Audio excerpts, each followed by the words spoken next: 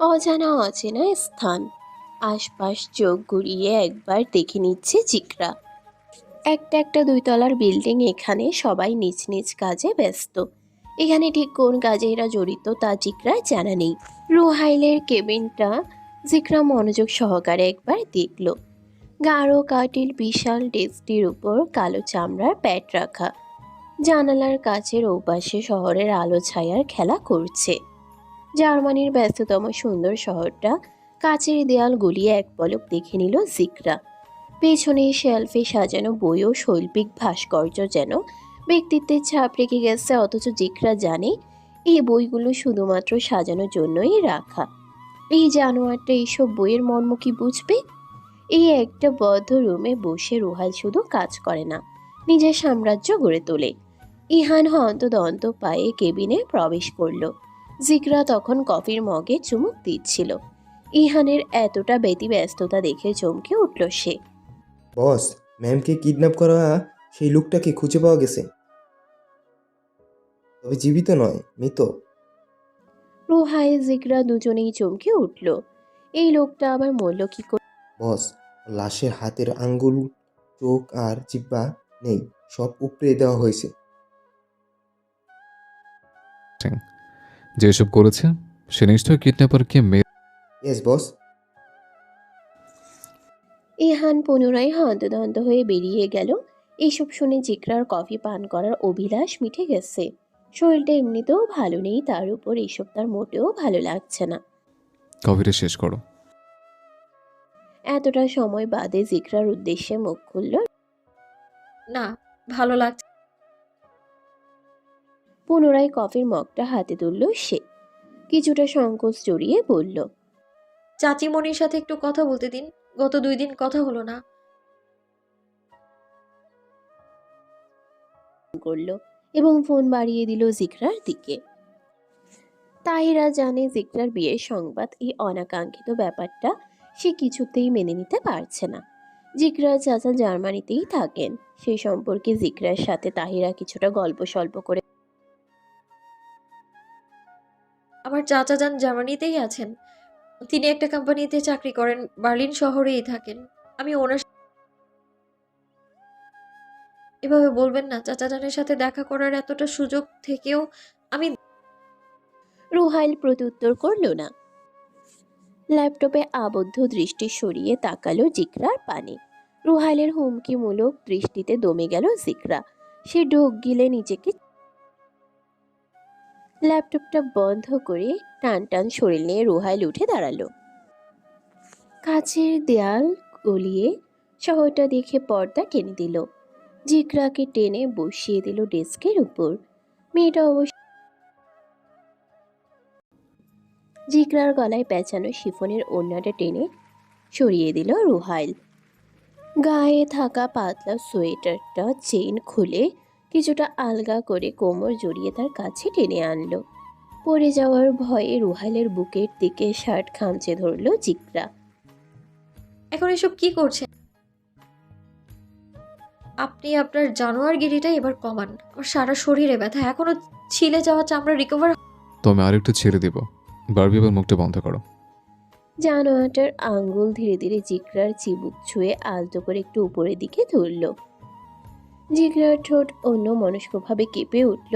দম বন্ধ করা এক উত্তেজনা জমাট বাঁধছে চারপাশে। বেশ জেদ নিয়ে রুহাইলকে সরিয়ে দিতে চাইল, তবে রুহাইল জিকরার এই ছটফটে বাপটা দমাতে টেবিলে থাকা কলমটা এক ঘাইতে জিকরার উদরে চেপে বসালো। তীব্র ব্যথায় মেয়েটা ছটফট করে কেঁদে ফেলল।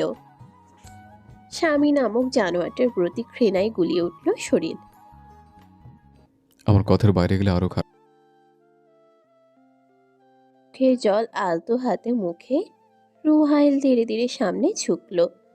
প্রথমে হালকা, যেন কোনো সতর্ক স্পর্শ, কিন্তু পরের মুহূর্তেই গভীর হয়ে গেল স্পর্শটা। জিকরার চোখ আপনা আপনি বুঝে এলো।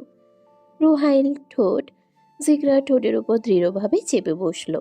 মাঝে 1 সেকেন্ডের বিরতি, তারপর আরো গভীরে। সময় থমকে গেল। কাগজের স্তূপের উপর ধীরে ধীরে আঙ্গুল চেপে ধরল জিকরার হাত। নিঃশ্বাস মিশে গেল একসঙ্গে। কিয়ৎক্ষণ বাদে রুহাইল ঠোঁট ছেড়ে ধীরে ধীরে সরে এলো, কিন্তু তার তীব্র আকর্ষণ থেমে থাকলো না। সে জিকরার চিবুকের নিচে আলতো করে একটা চুমু খেয়ে নামলো গলার দিকে। জিকরার নিঃশ্বাস ভারী হয়ে উঠল।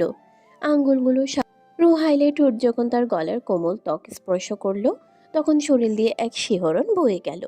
প্রথমে হালকা, তারপর একটু বেশি চেপে ধরলো, যেন রুহাইলের মনে কোনো এক প্রতিশোধের স্পৃহা জেগে উঠেছে। জিগরার নরম ত্বকে গভীরভাবে চেপে ধরল রুহাইল। একটা দাগ রেখে যেতে চাইল সে, যেন এই মুহূর্তের সাক্ষী হয়ে থাকে। জিগরা কেঁদে ফেলল, ঠোঁট থেকে চাপা একটা শব্দ বেরিয়ে এলো। বুকের ওঠানামা হয়ে গেল দ্রুত। রুহাইল বুঝতে পারল সে তার উপস্থিতির চিহ্ন রেখে গেছে। একটা লালচে দাগ, এক ধরনের ছাপ যা কেবল তারই দেওয়া। রুহাইল সরে দাঁড়ালো। জিগরার উদরে হাত রেখে আঘাতপ্রাপ্ত স্থানে সামান্য চাপ দিতেই মেয়েটা ব্যথায় দাঁতে দাঁত চাপল। ব্যথা করছে? তোমার এই আর্তনাদ ভরা মুখটা দেখতে আমার ভীষণ ভালো লাগছে বারবি। জানোয়ার এসব বলে কি? জিগরা রুহাইলের হাত ছিটকে সরিয়ে দিল। করেছি রুহাইল, আপনি আমাকে শুধু শুধু আঘাত। শুধু শুধু নয়, এটা একটা উদাহরণ রইল। আর কোনোদিন যদি আমি কাছে যাই আর তুমি বাধা দাও, এর থেকে ভয়ঙ্কর কিছু হবে। শুধু শুধু নয়, এটা একটা উদাহরণ রইল। আর কোনোদিন যদি আমি কাছে যাই আর তুমি বাধা দাও, এর থেকেও ভয়ঙ্কর কিছু হবে। রুহাইল আলগোছে জিগরার গায়ে সোয়েটার তুলে দিল, গলায় পেঁচিয়ে দিল ওড়না, কোমর তুলে নামিয়ে দিল টেবিল থেকে। হাতটা ধরল শক্ত মুঠোয়। জিগরা যেন এক্ষুনি পালিয়ে যাবে। মেয়েটা সচকিত হলো, অবাক দৃষ্টিতে তাকালো রুহাইলের পানে। রুহাইল অবশ্য সেদিকে খেয়াল করে ঠোঁট বাঁকিয়ে বলে, একটু পর আর জিগরার হাত টেনে নিয়ে গেল রুহাইল। দোতলা থেকে নামলো নিচতলায়। আশেপাশে ডেস্কে কর্মরত সবাই রুহাইলকে দেখা মাত্র দাঁড়িয়ে গেল। দোতলা থেকে নিচতলা, তারপর একটি সরু গলি পেরিয়ে তারা নিচের দিকে নামলো। রুহাইল একটি লোহার গেট খুলে প্রবেশ করলো আন্ডারগ্রাউন্ডে। রুহাইল জিগরার বাহু টেনে বুকের সাথে জড়িয়ে welcome to my violence world. Violence world. Jigra মনে মনে শব্দটাকে বেশ কয়েকবার আওড়ালো। প্রকাশ্যে এত জানোয়ারগিরি করেও আবার ভায়োলেন্স। আন্ডারগ্রাউন্ডে জিগরাকে টেনে নিয়ে গেল রুহাইল। সরু গলি, দুই পাশে বেশ কিছু রুম আছে। রুমগুলোর বাইরে মোটা লোহার রড দিয়ে বাঁধা, অর্থাৎ এক কথায় জেলখানা। এক একটা রুমের উপরে লেখা T1, T3। সেখানে অনেক অচেনা মুখ জিগরা দেখতে পেল, যাদের অবস্থা খুব করুণ। শরীর থেকে রক্ত ঝরছে, তাদের শরীরে পুরনো কাটা, পোড়ার দাগে বোঝাই যাচ্ছে নির্দয়ের মতো টর্চার করা হয় এদের। নো মোর ওয়ার্ডস, জাস্ট কিপ ওয়াচিং। এসব সহ্য হয় না আমার, আমি এসব দেখতে পারি না। রুহাইল প্রত্যুত্তর করল না। জিগরাকে টেনে নিয়ে গেল সামনের দিকে। একের পর এক সরু গলি, প্রত্যেকটা গলিতেই বিভিন্ন দেশের মানুষ আটকে রাখা হয়েছে। রুহাইল একটি রুমে প্রবেশ করল, যদিও এই রুমটা একদম সাধারণ। ইহান সহ আরও 4 জন লোক সেখানে উপস্থিত। তাদের বলিষ্ঠ দেহ আর সুশ্রী দেখে যে কেউ বলবে এরা মাসুম, তবে এরা যে রক্ত মাংসে গড়া শয়তান তা কয়জনে জানে।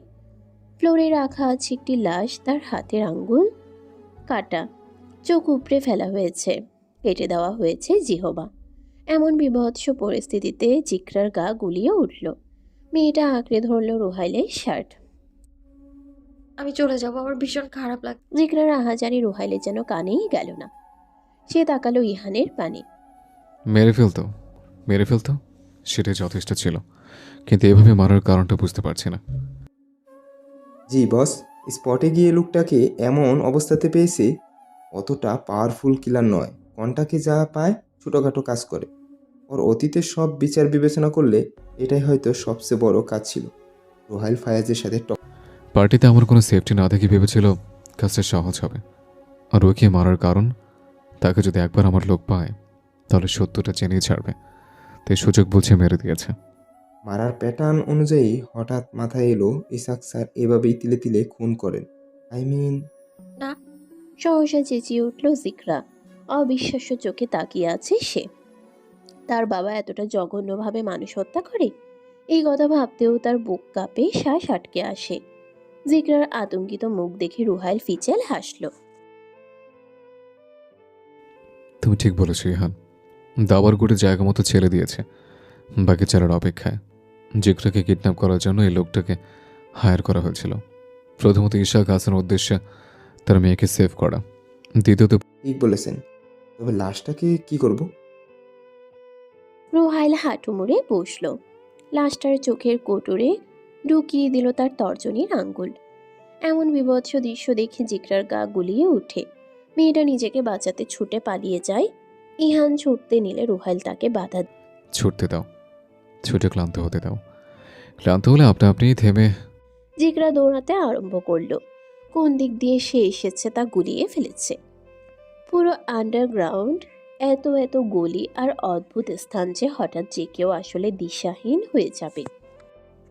জিকরা প্রবেশ করলো আরেকটি গলিতে। এই গলির প্রত্যেকটা রুমকে কিল রুম বলা হয়। জিকরা ছুটতে ছুটতে থেমে গেল।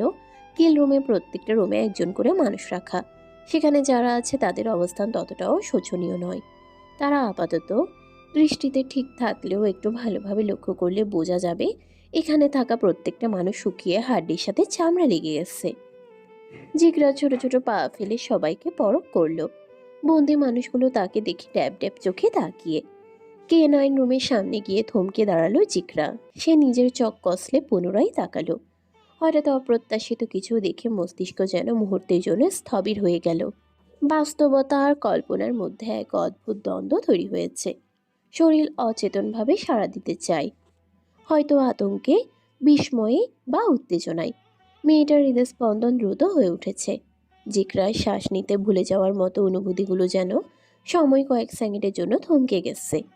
দেয়ালে পিঠ ঠেকিয়ে ঘুমিয়ে আছে একজন পুরুষ, যাকে দেখে জিকরা চেঁচিয়ে ডাকলো। জিকরাকে খুঁজে পাওয়ার তাড়া ছিল না রুহাইলের। তার উদ্দেশ্য মেয়েটা দৌড়াতে দৌড়াতে আপনা আপনি হাঁপিয়ে যাবে।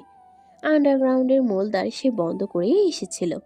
এই ফ্লোরটা সম্পূর্ণ নিরিবিলি। এখানে তক্ষুনি চিৎকারের আওয়াজ ভেসে আসে যখন টর্চার রুমে রাখা। অপরদিকে কিল রুমে রাখা লোকদের শাস্তি হলো তাদের তিলে তিলে মৃত্যু দেওয়া। 3-4 দিন পর ইচ্ছা হলে একটুখানি পানি দেওয়া হয়।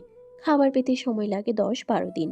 এভাবে খাবারের অভাবে দিন দিন মানুষগুলো শুকিয়ে হাড্ডির সাথে চামড়া লেগে যায়। একটা সময় মৃত্যু হয়ে পড়ে অবধারিত। ইহানের সাথে আলোচনা করছিল রুহাইল। হঠাৎ জিকরার বিকট চিৎকারে নিজের কাজ ফেলে ছুটতে আরম্ভ করলো সে। তার পাশাপাশি ইহান এবং বাকিরা। কিল রুমের সামনে লোহার রডগুলো ধরে বসে কাঁদছে জিকরা। একাধারে চিৎকার করে কাঁদছে। সে যেন বুক ফাটিয়ে বেরিয়ে আসছে শত বছরের দুঃখ। অশ্রুধারা গাল বেয়ে পড়ছে, কাঁপছে তার সমস্ত শরীর। নিঃশ্বাস নিতে হাঁপড়ের মতো শব্দ হচ্ছে। জেদ মেটাতে নিজের চুল টেনে ধরল। ফাঁকা দৃষ্টিতে তাকিয়ে থাকলো মোলামালা ইদ্রিস আহসানের দিকে।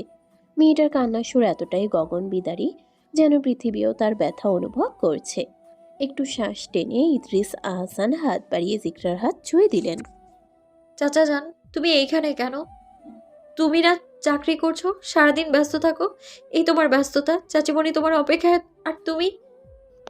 আমি শুনলাম তুই রোহাইল ফাইয়াজকে বিয়ে করেছিস। আর কোনো ছেলে কি তোর জন্য ছিল না? তোর মতো একটা ফুল কিনা কাটার সাথে সন্ধি করল। কাঁটাযুক্ত ফল ছোঁয়ার আগে 10 বার ভাবতে হয়। সহজে কেউ ছুঁয়ে দেওয়ার সাহস করে না। তাই আমি এই ফুলটার কাটা হয়ে থাকতে চাই। কাছ থেকে যার সান্নিধ্য। হঠাৎ রুহাইলের প্রত্যুত্তরে জিকরা ঘাড় ঘুরিয়ে তাকালো। তার তীক্ষ্ণ দৃষ্টি ছুঁয়ে গেল রুহাইলের এদিকে, যেন ধারালো ছুরির মতো বিদ্ধ করলো তার হৃদয়। চোখের গভীরে এক চিলতে ভালোবাসা নেই, শুধু উপচে পড়ছে জমাট বাঁধা ঘৃণা। আপনি আমার জীবন শেষ করেছেন মেনে নিলাম, আমার চাচা জানের জীবনটা কেন শেষ করছেন? তোমার চাচা যান স্বেচ্ছায় কেন তার জীবন শেষ করতে এসেছিল তাকে জিজ্ঞেস করো। সে নিজে এসেছে, আমি আনিনি।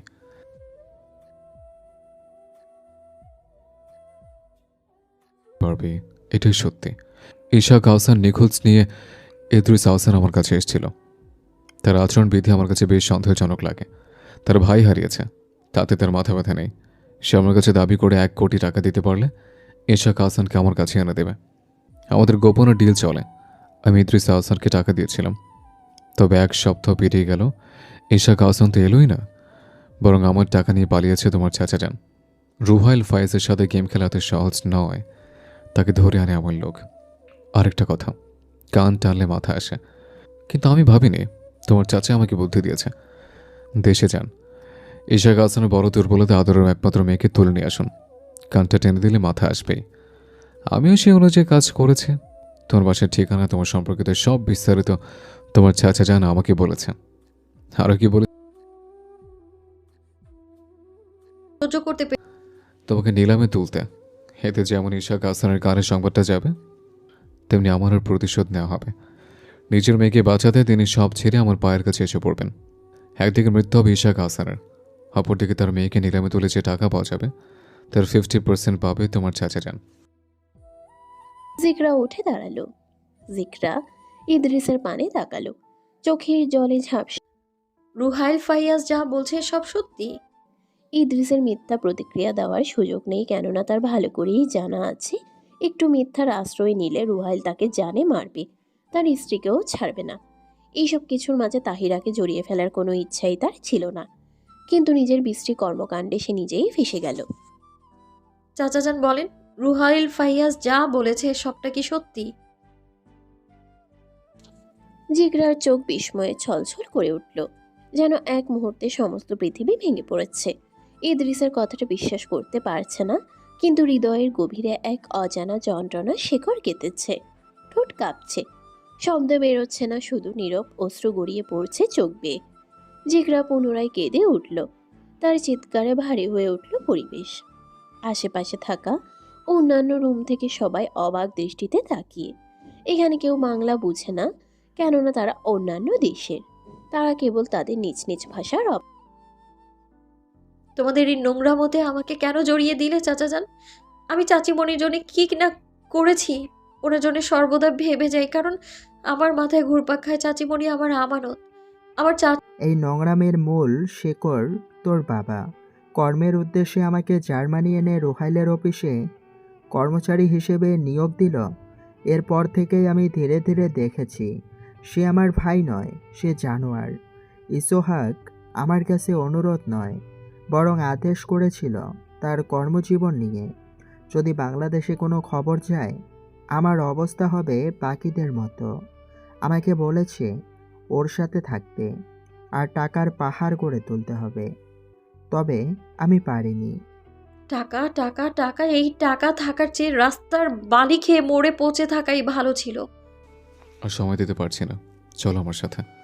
রুহাইল জিগরাকে টেনে নিয়ে যাচ্ছিল। শেষবারের মতো ঘাড় ঘুরিয়ে একবার দেখে নিল ইদ্রিসকে। এটাই হয়তো তাদের শেষ কথা। রুহাইল হাঁটতে হাঁটতে বলে, ইদ্রিস গত কয়েক মাসে যে টাকা পাঠিয়েছিল সেসব আমি পাঠাতাম তার স্ত্রীর জন্য। প্রতিদিন বেলা একবার তার স্ত্রীর সাথে কথা বলার সুযোগ করে দেওয়া হয়। জিগরা চোখ বন্ধ করল। ভেসে উঠল তাহিরার মাসুম মুখশ্রী। বেচারি জানি না তার স্বামী ধুকে ধুকে মরছে। অপ্রত্যাশিত সত্য জানার পর জিগরার কি অবস্থা হতে পারে তা রুহাইলের ভালো করেই জানা আছে। ভেবেছিল আজ তাকে টর্চার রুমের কিছু নমুনা দেখানো হবে, তাকে দেখানো হবে কিভাবে একটা মানুষকে তিলে তিলে যন্ত্রণা দিতে হয়। তবে তা আজ আর কিছুই হলো না। জিগরার ঔষধের সাথে ঘুমের ওষুধ দিয়ে দিল, মেয়েটা যেন বেঘরে ঘুমাতে পারে। ঠিক হলো তাই। জিগরা কাঁদতে কাঁদতে ডুবে গেল ঘুমের জগতে, যেখানে দুঃখ নেই, দুঃখের ছোঁয়া নেই। C20 গ্রুপের প্রত্যেক সদস্যের সাথে মিটিং শেষ করে বাদ বাকিরা বিদায় নিল, তবে চুপচাপ বসে আছে প্রিয়না রুহাইল। স্ফটিকের গ্লাসে চিকিমিকি করছে হালকা সোনালি শ্যাম্পেইন। লাইটের তির্যক আলোয় ফুটে উঠছে বুদবুদগুলোর নাচন। ঠোঁট ছুতেই এক জাগ ফেনার নরম শীতলতা, মৃদু টক মিষ্টি স্বাদ ছড়িয়ে যাচ্ছে জিহবায়। এক চুমুকে রেশ থেকে যায়, যেন নরম সুরের মৃদু প্রতিধ্বনি। ইমার্জেন্সি আমার কিছু অস্ত্রের প্রয়োজন। আমি জানি তোমার কাছে সবচেয়ে বেশটাই পাওয়া যাবে। কি কি লাগবে?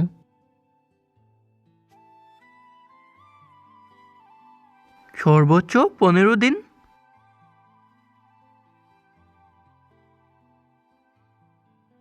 বিবাহিত জীবন কেমন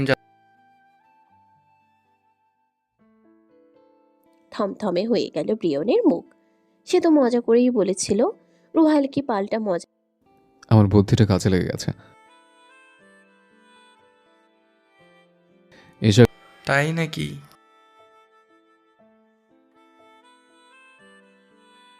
ব্রিয়নের কাছে সবটা বলল। জিগরার সম্পর্কে ব্রিয়নের খুব বেশি আগ্রহ নেই। একবার যদি ইসহাককে পাওয়া যায় তবে ব্রিয়নের গলার কাটা সরে যাবে, নয়তো তার জীবনে নেমে সুনামির তাণ্ডব। বাড়ি ফিরল রুহাইল। তার শরীরটা বড্ড ক্লান্ত লাগছে। মূলত মন মেজাজ ভালো নেই বলেই শরীরের উপর ক্লান্তি ভর করেছে। বাড়ি ফিরে সর্বপ্রথম লিলির সাথে দেখা করলো।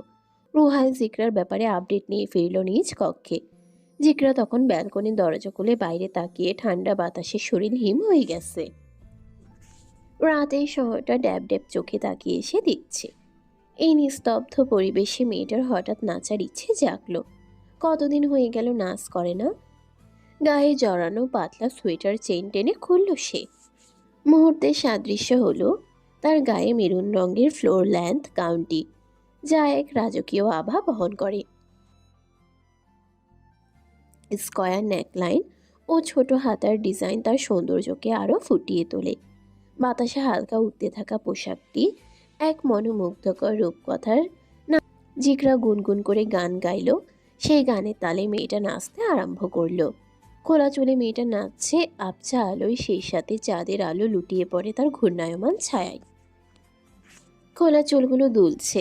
নিজেকে নিজেই ভালো রাখার ফোন দিয়ে এঁটেছে মেয়েটা। ক্লান্ত শরীর নিয়ে দরজা খুলল রুহাইল। হঠাৎ জিকরাকে নাচতে দেখে থমকে গেল তার দু চরণ। আজ এত বড় কাহিনীর পরেও এই মেয়েটা দিব্যি নিচে যাচ্ছে। অদ্ভুত। এই কোন রহস্যময় রমণী? রুহাইল কিছুটা সময় স্তব্ধ হয়ে তাকিয়ে রইল। মেয়েটা এত ভালো নাচছে। তার নাচকে মোহে আচ্ছন্ন করতে আজ চারটাও যেন সঙ্গ দিচ্ছে। জিগরা নাচ শেষ করে দুহাত প্রসারিত করে দাঁড়ালো। হঠাৎ কানে এলো হাততালির আওয়াজ। মেয়েটা চমকে ভয়ে পিছিয়ে যায় দু কদম। রুহাইল এগিয়ে এসে জিগরার চিবুকে হাত রাখলো। আমার রহস্যময়ী হঠাৎ রহস্যের দুয়ার খুলে বসেছেন যে। জিগরা কিঞ্চিত হাসলো। রুহাইলের বুকে হাত রেখে খুলতে আরম্ভ করলো তার টাই, তারপর খুলে দিল পরনের কোট। সব শেষে খুলতে আরম্ভ করলো শার্টের বোতাম। বিয়ের পর থেকে রুহাইল জিগরাকে জোর করে শার্টের বোতাম খোলাতো। এই তো গতকালও রুহাইল বাধ্য করেছিল, অথচ আজ মেয়েটা স্বেচ্ছায় তার বোতাম খুলে দিচ্ছে। রহস্যের বেড়াচালে বন্দি হচ্ছে রুহাইল। নাকে এসে সুরসুরি দিচ্ছে সন্দেহের গন্ধ। জিগরা রুহাইলের শার্ট ছাড়িয়ে তার উদাম বুকে হাত রাখলো। মুখ বাড়িয়ে স্পর্শ করলো রুহাইলের অশ্ব। এই ব্যাপারটা সম্পূর্ণ অপ্রত্যাশিত ছিল রুহাইলের জন্য। সন্দেহের মান আরো তীব্র থেকে তীব্র হয়ে উঠল। তবুও জিগরার আগ বাড়িয়ে কাছে আসার দরুনে রুহাইল নিজেকে পিছিয়ে নিতে পারল না। অন্ধকারে দুটি মানব মানবীর এত নিকট অস্তিত্ব। অন্ধকারে তাদের হৃদয়ের অস্থিরতা এক মুহূর্তে মিলিয়ে যায়। চুম্বনের গভীরে এক অদ্ভুত জাদু প্রবাহিত হয়। রুহাইল তার চোখ বন্ধ করে অনুভব করে মুহূর্তটা। এই নিষ্প্রভ রাত্রির সবকিছুই যেন শুধুই তাদের মধ্যে সীমাবদ্ধ। জিগরা ছেড়ে দিল রুহাইলকে, তবে হাতটা ঠেকে রইল রুহাইলের বুকে। রুহাইল হেসে আমার বারবির আজ হঠাৎ অন্যরকম সুরে চলছে। খুশি রুহাইল জিগরা কেমন করে যেন হাসলো। রুহাইল হঠাৎ অনুভব করলো তার বুকে জিগরা কিছু একটা গেঁথে দিয়েছে। অন্ধকারে স্পষ্ট না বুঝতে পারলেও জিগরা যখন বুক থেকে তার অতি প্রিয় চাকুটা সরালো, তখনই রুহাইল চমকে যায়। এই চাকুটা তো তার কোটের পকেটে ছিল। জিগরা কখন হাতে নিল? পরপর 3 বার রুহাইলের বুকে খাই দিল জিগরা। অতর্কিত হামলায় রুহাইল পিছিয়ে যায়। জিগরা চেঁচিয়ে বলে,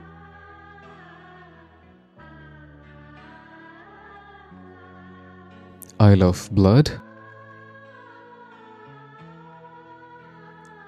জিগরার অগ্নি শর্মা চাহনি রুহাইলের ভেতরটা জ্বালিয়ে পুড়িয়ে ছারখার করে দিল। সে ছুটে এসে জিগরাকে ধরতে চাইল, তবে তার আগেই জিগরা নিজের পেটে দেদারসে চাকুর সাহায্যে খাই দিতে থাকে। একের পর এক ঘায়ে রক্তের বান ছুটে গেছে। রুহাইল ছুটে এসে জিগরার হাত থেকে চাকুটা ছিনিয়ে নিল। তার চোখের প্রদীপ নিভে আসছে, তবুও ছাড়ল না জিগরার হাত। মেয়েটার গলা দিয়ে বমির ন্যায় রক্ত ঝরছে। রুহাইল জিকরার হাত শক্ত করে ধরে পাজা কোলে তুলল, তবে দরজা খোলার শক্তিটুকুও নেই তার। সমস্ত চেষ্টা ব্যর্থতার ঘোষণা দিয়ে রুহাইল নিজের ভারসাম্য হারিয়ে গড়িয়ে পড়ল। তার কোল থেকে ছিটকে গেল। শুনশান করিডোরে ধাতব শব্দ তুলে এগিয়ে যায় নার্সের ট্রলি। বাতাসে ফিনাইলের তীব্র গন্ধ। ম্লান হলুদ আলোয় হাসপাতালের দেয়ালে ছায়া পড়ে, যেন অদৃশ্য কেউ লুকিয়ে আছে। ইমার্জেন্সি ওয়ার্ডে এক রোগীর মৃদু গোঙানির মাঝ মনিটরের যান্ত্রিক বিপ ধ্বনি প্রতিধ্বনিত হচ্ছে। একজন ডাক্তার ক্লান্ত চোখে কফির কাপে চুমুক দেন। অপারেশন থিয়েটারে ঢোকার আগে শেষবারের মতো রিপোর্ট দেখে নেন। জিকরাকে ইমার্জেন্সি অপারেশন থিয়েটারে নেওয়া হয়েছে। ইতোমধ্যে প্রচুর রক্তকরণ হয়েছে মেয়েটার। রুহাইলের খুব বেশি বড় ধরনের কোনো ক্ষতি হয়নি। বুকের পাশে 3টি ঘাই লেগেছে। ভাগ্যিস চাকু ভেদ করে হৃৎপিণ্ড ছুঁতে পারেনি। রাত পেরিয়ে সকালের আলো জ্বলে উঠল। রেহান এদিক সেদিক ছুটাছুটিতে ক্লান্ত হয়ে বসলো করিডোরের একটি চেয়ারে। তখন দরজার নিচ থেকে রক্ত চুইয়ে আসতে দেখে গার্ডরা অতি দ্রুত রুহাইলের রুমের দরজা খুলে আহত দুজনকে সেন্সলেস অবস্থায় পায়। তারপরেই খবর জানানো হয় ইহানকে। ইহান অবশ্য তখন বাড়ির বাইরে ছিল। ছেলেটা সেই যে হন্তদন্ত হয়ে ছুটে এসেছে, সেই ছোটাছুটি এখনো চলমান। সময় পেরিয়ে যায়, সকাল পেরিয়ে দুপুর হয়। জিকরার অপারেশন শেষে তাকেও রাখা হয়েছে অবজারভেশনে। দুপুর গড়িয়ে বিকেল বেলা নতুন উদ্যমে চোখ খুলে তাকালো জানোয়ার রুহাইল ফায়াজ। একজন তাকে এই পৃথিবীর ছায়া থেকে সরিয়ে দিতে চেয়েছিল, অথচ নিয়তির দুয়ারে রুহাইল হয়তো আবার জিতে গেছে। ঝাপসা চোখে রুহাইল দেখতে পেল ইহানের ফ্যাকাশে মুখশ্রী। বস, একটুখানি হাসার চেষ্টা করলো রুহাইল, ঠোঁট নাড়িয়ে বলল, বুকের উপর যেন ভারী পাথর বসানো হয়েছে। মুখ নাড়িয়ে কিছু বলার উনি অন্য রুমে।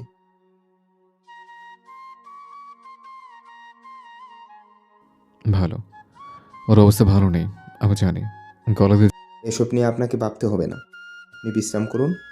ম্যাডামের অপারেশন হয়েছে, তাকে ডাক্তার অবজারভেশনে রেখেছেন।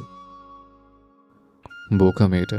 ছুরি আমার বুকে নয়, বুকের পাশে গেঁথে দিয়েছে। প্রথমবার তো, তাই এমনটা হয়েছে। পরবার ঠিক হয়েছে। ইহান বিস্মিত হতভাগ। তার ঠোঁট নড়ছিল, কিন্তু শব্দগুলো যেন কানে পৌঁছালো না। সে কি সত্যিই শুনেছে? রুহাইল যা বলল, চারপাশের সবকিছু হঠাৎ দুলে উঠল, মাটিটা যেন অস্তিত্ব হারালো। এমন সাংঘাতিক পরিস্থিতি হওয়ার সুযোগ রুহাইল দ্বিতীয়বার দেবে? এসব বলছেন বস? আপনার বোধহয় ব্রেনে ইফেক্ট পড়েছে। আপনি রেস্ট করুন। রুহাইলের চোখের পাতা টেনে বন্ধ হলো। শরীর বেশ দুর্বল, সেই সাথে ওষুধের এফেক্টে ঘুম বেড়েছে বহুগুণ। শীতল পরিবেশ, নিস্তব্ধতা জুড়ে আছে হসপিটালের কক্ষে। জিকরা পিটপিট চোখে মেলে তাকায়। শ্বাস টেনে বোঝার চেষ্টা করলো সে কোথায় আছে। একটা প্রশান্তিকর কক্ষ, বড় জানালায় সাদা পর্দা ঝুলছে। জিকরা মাথা চোখ তুলে তাকালো, তার বেডের পাশে স্যালাইনের স্ট্যান্ড ঝুলছে। কোনার টেবিলে কিছু ওষুধপত্র। রুমটা পরিপাটি, কিন্তু এক ধরনের অদ্ভুত শূন্যতা বিরাজ করছে।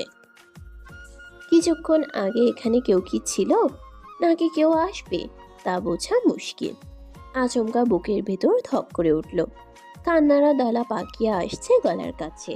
জানোয়ারটা ঠিক আছে তো? সে কোথায়? প্রবল যে তার তিক্ততার জীবন ধরে রাখতে না পেরে জিকরা এমন দুঃসাহসিক কাজ করলো। জানোয়ারটা কি মরে গেছে? গেলে যাক, কিন্তু সে কেন বেঁচে গেল? বেঁচে যাওয়াই তার জীবনের সবচেয়ে বড় যন্ত্রণা হয়ে দাঁড়াবে। দরজা খুলে প্রবেশ করলেন একজন হাস্যোজ্জ্বল মেয়েটি, বিদেশি। তার সোনালি চুলগুলোর পানে তাকিয়ে জিকরা কিছুটা বিস্মিত হলো। কি সুন্দর লাগছে মেয়েটাকে। মেয়েটা জিকরার উদ্দেশ্যে জানতে চাইল সে কেমন আছে, কোনো সমস্যা হচ্ছে কিনা। যদিও জিকরা এর প্রত্যুত্তরে কিছুই বলতে পারল না, কেননা মেয়েটার জার্মানির ভাষায় বলা কথাগুলো কিছুই তার মাথায় ঢুকছে না। নার্সের অনুমতিতে প্রবেশ করলো ইহান এবং এগিয়ে এসে দাঁড়ালো জিকরার পাশে। ম্যাডাম, ভালো আছেন? দেখতেই তো স্বল্প স্বরে বলল জিকরা। ইহানের মুখটা মলিন হয়ে গেল। সে মিনমিনিয়ে বলে, বসের কথা জানতে চাইবেন না? কেমন আছে? বস বেঁচে নেই ম্যাম। আসলে জিগরার হিচকি উঠে গেল। এতক্ষণ যাবৎ যে ভয়টা তাকে তাড়া করছিল সেই ভয়টাই এখন আঁকড়ে ধরল। হিচকির দরুন পেটে টান লাগছে। এই টানটার কারণে স্টিচ করা স্থানে রক্তক্ষরণের সম্ভাবনা আছে। নার্সটা এগিয়ে এসে জিগরাকে থামতে বলল, তবে মেয়েটার কান্না থামে না। নার্সটা ইহানের পানে তাকালো কটমট চোখে। বেচারা ইহান একটা সুন্দরী মেয়ের চোখ রাঙানিতে আরো বেশি নার্ভাস হয়ে গেল। সে একজন গ্যাংস্টার দলের সদস্য। সবচেয়ে বড় কথা, শক্তিশালী গ্রুপ C20 গ্রুপের বেশ গুরুত্বপূর্ণ পদে আছে। অথচ সে একটা মেয়ের চোখ রাঙানিতে ভয় পেল। এই কথা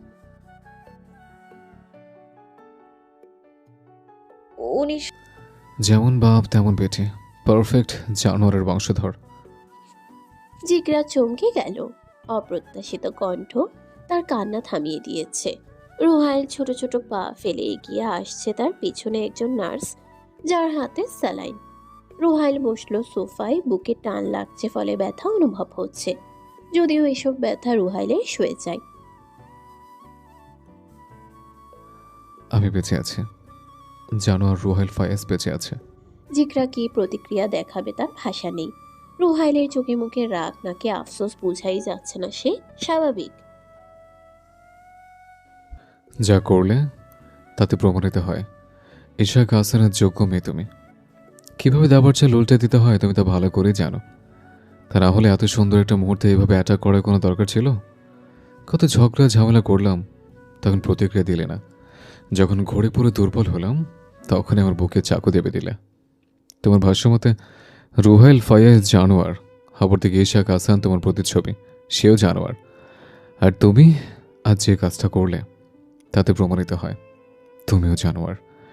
জিগরা, তুমি এক জানোয়ারের মেয়ে আর এক জানোয়ারের বউ। তাহলে অঙ্কটা দাঁড়ায় জানোয়ার ইন্টু জানোয়ার ইকুয়াল। জিগরার কান্না ইতোমধ্যে থেমে গেছে। রুহাইলের কথাগুলো তার ভেতর নাড়িয়ে দিচ্ছে। রাগে জেদে দাঁতে দাঁত চেপে পড়ে রইল সে। এই মুহূর্তে আবার ইচ্ছা জাগছে রুহাইল ফায়াজ নামক জানোয়ারটাকে এই পৃথিবীর বুক থেকে সরিয়ে দিতে। আমি এর শেষ চাই। শেষ? জিগরা চুপ রইল। বারবি, পরের বার থেকে শিখিয়ে দেব বুকের কোথায় আঘাত করলে সুনিশ্চিত মৃত্যু। এবার যা করেছ তা নয় আমি প্র্যাকটিস। জিগরার এবারও প্রতিক্রিয়া নেই। মেয়েটা চুপসে গেছে। রুহাইল ইহানের উদ্দেশ্যে বলল, আমাদের বাড়ি নিয়ে যাওয়ার ব্যবস্থা করো, অনেক কাজ আছে, এখানে পড়ে থাকলে কিছু হবে না। তো সহজে ছাড়বে বলে মনে হয় না। বাসায় রেখে যত্ন করব, আর যত্ন গেলাবো। তুমি যাও, ডাক্তারের সাথে কথা বলো।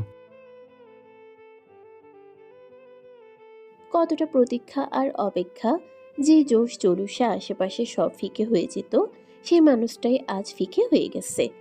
কাঁচা পাকা দাড়ি চুলের সমাহার। সাময়িক সময়ের জন্য তেজটা চাপা পড়লেও ভেতরে ভেতরে তা এখনো চলছে। শুধুই সুযোগের অপেক্ষা। আর একটা সুযোগ আসুক, সব জ্বালিয়ে পুড়িয়ে ভস্ম করে ছাড়বে সে। বলতে বলতে এই সুযোগটা তবে এসে গেছে। কিছু খারাপের উল্টা পিঠে ভালো জড়িয়ে, যেমনটা আজ হলো। শেকলে লাগানো তালাটা ঠিকঠাকভাবে লাগানো হয়নি, যার ফলে চেয়ার থেকে হাত বাড়িয়ে তালা মুচড়ে খুলে ফেলল সে। শেকলটা শরীর থেকে সরিয়ে উঠে দাঁড়ালো ধীর পায়ে। একটি টেবিলে পড়ে আছে বেশ কয়েকটা রিভলভার, শর্ট গান আর একটা চাকু। লোকটা মাথা কাত করে চাকুটা প্যান্টের পকেটে রাখলো। সেই সাথে শার্টের নিচে রাখলো রিভলভারটা। শর্ট গান তুলে নিল হাতে। সে ধীর পায়ে দাঁড়ালো দরজার সামনে। তারপরেই ভয় পাওয়ার অভিনয় করে চিৎকার চেঁচামেচি আরম্ভ করলো। তার চিৎকার শুনে দুজন গার্ড বাইরে থেকে দরজা খুলে জেনা রুমে প্রবেশ করলো। মুহূর্তেই তাদের শরীরে এসে লাগলো শর্ট গানের দ্রুতগামী বুলেট। একটা গার্ডের হাতে ছিল জ্বলন্ত সিগারেট। জীবনের অনেকটা সময় পর লোকটা সিগারেট দেখতে পেয়ে বেশ খুশি হলো। জ্বলন্ত সিগারেটটা চেপে ধরলো তার ঠোঁটে। এক টানে ধোঁয়া টেনে নাকে মুখে ছেড়ে দিল ধোঁয়ার কুণ্ডলি। তারপরেই শুরু হলো রক্তের খেলা। আশেপাশে যত গার্ড ছিল সবাইকে টার্গেট করলো লোকটা। বুক টান টান করে দাঁড়িয়ে শট চোখ জোড়া এক টানিয়ে ট্রিগার চেপে ধরলো। বিস্ফোরণের মতো গর্জে উঠল বন্দুক। ধোঁয়া আর বারুদের গন্ধে ঢেকে গেল চারপাশ। চতুর্দিকে ছিটকে পড়ল রক্ত। কেউ পালাতে চাইলেও গুলি তাদের ধাওয়া করলো। একের পর এক দেহ মাটিতে লুটিয়ে পড়ল। শেষ গুলিটা ছুড়ে দিয়ে লোকটা ফিসফিস করে বলল, বাড়ির ভেতর গোলাগুলির আওয়াজ শুনে বাইরে থেকে আরেকজন গার্ড এগিয়ে এলো। তাকে দেখা মাত্র লোকটার রাগ বহুগুণে বেড়ে গেল। গার্ডটা বাকি গার্ডদের মৃত অবস্থায় দেখে ভয়ে পিছিয়ে যায়। শিকারী বাঘটাকে এতদিন খাঁচাই ভরে রাখলেও আজ সে মুক্ত।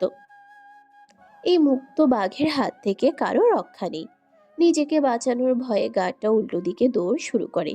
তার দৌড় দেখে লোকটাও ছুটে যায়। গার্ডটা খুব বেশি দূরে যেতে পারল না। তার আগে হিংস্র লোকটা পেছন থেকে ঝাঁপিয়ে পড়ল তার উপর এবং চাকুর সাহায্যে এক প্রকার গার্ডটা খুব বেশি দূরে যেতে পারল না। তার আগে হিংস্র লোকটা পেছন থেকে ঝাঁপিয়ে পড়ল তার উপর এবং চাকুর সাহায্যে একের পর এক ঘাই দিতে আরম্ভ করলো তার ঘাড়ে। ধীরে ধীরে ঘাই দিল সারা শরীরে। এভাবেই রক্তের হালিতে মেতে উঠেছে হিংস্র লোকটা। সে রক্তাক্ত স্নানে আজ নিজেকে ভিজিয়েছে অনেকটা সময় পর। লোকটা হাঁপিয়ে গেল। সারা দেহে রক্ত লেগে আসে। চাকুটা পকেটে পুরে শীষ বাজাতে বাজাতে প্রস্থান করলো গার্ডদের লাশের উপর পাড়া দিয়ে। কথা ছিল সে আসবে। হ্যাঁ, সে আসছে, পুরনো উদ্যমে, পুরনো তেজে। এই একটা গার্ড যে তিলে তিলে কষ্ট দিয়েছিল তাকে, তাই তো নিজের রাগ মেটাতে কুপিয়ে কুপিয়ে জখম করেছে বন্দি দশা থেকে মুক্ত হোক পাওয়া সেই লোকটা। গার্ডের পকেট হাতে একটি ফোন আর গাড়ির চাবি রিংটা পেয়ে হাতের মুঠোয় নিল। তারপর সোজা চলে গেল গ্যারেজে। গ্যারেজ থেকে গাড়ি বের করে চলল তার নির্দিষ্ট ঠিকানায়। রাতের আকাশে কালো মেঘের ভারী আস্তরণ। দূর থেকে একটা বাজ পড়ার শব্দ শহরের উপর ছুরি চালিয়ে গেল যেন। এ বাজ নয়, এ যে রক্তাক্ত লোকটার হুঙ্কার। গলির বাতিগুলো কাঁপছে, যেন ওর উপস্থিতি টের পেয়েই ভয় পেয়েছে। নির্দিষ্ট কাঙ্ক্ষিত স্থানে গাড়ি থেকে নেমে লোকটা ধীরে ধীরে সামনে এগিয়ে আসছে। লম্বা চওড়া কাঁধের উপর একটা কালো কোট ঝুলছে, তবে তা ঢেকে রাখতে পারেনি জামায় লেগে থাকা টাটকা রক্তের ছোপ। বাড়ির গেটের সামনে আসতেই অনেকদিন বাদে চোখাচোখি হলো সেই চিরপরিচিত দারোয়ানের সাথে। লোকটার চোখ জোড়া যেন ধাতব ঠান্ডা, অথচ জ্বলন্ত। পিচ ঢালা রাস্তায় বুটের ভারী শব্দ প্রতিধ্বনিত হচ্ছে, আর সেই শব্দ যেন এক একটা মৃত্যুর সিগন্যাল। গায়ের উপর থাকা কালো কোটটা টেনে ছুঁড়ে ফেলল মেঝেতে, যার দরুনে আরো ভয়ানকভাবে ফুটে উঠল রক্ত স্নান করা লোকটার দেহ। গাটা তাকে চারপাশে সবাই থমকে দাঁড়িয়েছে। কেউ দম বন্ধ করে চেয়ে আছে, কেউ আবার চোখ নামিয়ে নিয়েছে। হঠাৎ কেউ একজন ফিসফিস করে বলে উঠল, The little boss has arrived. এক মুহূর্তের জন্য কেউ তার চোখের দিকে তাকানোর সাহস পেল না। পুরনো শত্রুরা ছায়ায় ঢুকে পড়ল। ভীত সঙ্গীরা মাথা নিচু করে সম্ভাষণ জানালো। ক্ষমতা, ভয়, রক্ত সব মিলিয়ে লোকটা যেন অন্ধকারের সম্রাট। যেখানে হাঁটে সেখানেই ছড়িয়ে পড়ে মৃত্যুর পূর্বাভাস। রক্তাক্ত দেহে পুরো বাড়িটা একবার পরখ করে একজন গাড়ির দিকে তাকালেন। তিনি চোখ ইশারায় কাছে রেখে জার্মানির ভাষায় ফিসফিস করে বলেন, তোমার ফোনটা দাও। গার্ডটা ভয়ে সংকোচে ফোন বাড়িয়ে দিল। লোকটা হাসলো, ফোনটা ছুঁড়ে মারলো দেয়ালে। প্রত্যেকেই বেশ অবাক হলো। গার্ডটা কিছু বলার আর সাহস করলো না। তুমি কার লোক আমি জানি, আর তার লোক বলি তোমার পরিণতি হবে ভয়াবহ। গার্ডটা প্রতিক্রিয়া দেখানোর আগেই রিভলভারের ট্রিগারের চাপ পড়তেই এক মুহূর্তের জন্য সময় যেন থমকে যায়। ধাতব বিস্ফোরণের শব্দ কানে বাজে। আগুনের ফুলকি ছিটকে উঠে ব্যারেলের মুখ থেকে। গুলিটি শূন্য চিরে ছুটে আসে বিদ্যুতের গতিতে একটি নিখুঁত অবধারিত মৃত্যুবার্তা। পর মুহূর্তেই বুকের মাংস ভেদ করে তপ্ত সিসার টুকরো ঢুকে যায় ভেতরে। ধাক্কাটা এতটাই প্রচণ্ড যে শরীর পিছিয়ে আসে, যেন অদৃশ্য এক হাত টেনে নিচ্ছে তাকে। ব্যথার একটা ঝলক স্নায়ুর প্রতিটি কোষে দাবানলের মতো ছড়িয়ে পড়ে। রক্তের উষ্ণধারা জামার বুক জুড়ে গড়িয়ে পড়ে। তপ্ত শ্বাস ছড়িয়ে দেয় ধোঁয়ার গন্ধ। দৃষ্টি ধীরে ধীরে ঝাপসা হয়ে আসে। পৃথিবী কেমন যেন নীরব হয়ে যায়, আর হৃৎপিণ্ডের প্রতিটি স্পন্দন তখন শুধুই এক একটি দুরাগত নিস্তেজ প্রতিধ্বনি। ঘাটদের মাঝে ছুঁয়ে যায় নীরবতা। আশ্চর্য, কেউ কোনো প্রতিক্রিয়া দেখাচ্ছে না কেন? অতি সাবধানে গাড়ি থেকে নামিয়ে জিকরাকে বসানো হলো হুইল চেয়ারে। শরীরটা এখনো অসুস্থ। রুহাইলের জেদের কাছে হসপিটাল কর্তৃপক্ষ বাধ্য হয়েছে তাদের ছাড়তে। একটু সোজা হয়ে দাঁড়ালেই যেন পেটে টান লাগে। অপরদিকে রুহাইল যেন রক্ত মাংসে গড়া মানুষ নয়, বরং রোবট। শরীরে এতটা আঘাত নিয়েও দিব্যি চলাচল করছে। ইহান জিকরার হুইল চেয়ার ঠেলে বাড়ির ভেতর প্রবেশ করলো। তার পাশাপাশি হাঁটছে রুহাইল। ঘরটা অস্বাভাবিক রকমের শান্ত, এতটাই যে নিজের শ্বাস নেওয়ার শব্দও কানে বাজছে। অথচ সে অনুভব করতে পারছে এই নিস্তব্ধতার মাঝেই কোথাও কেউ আছে।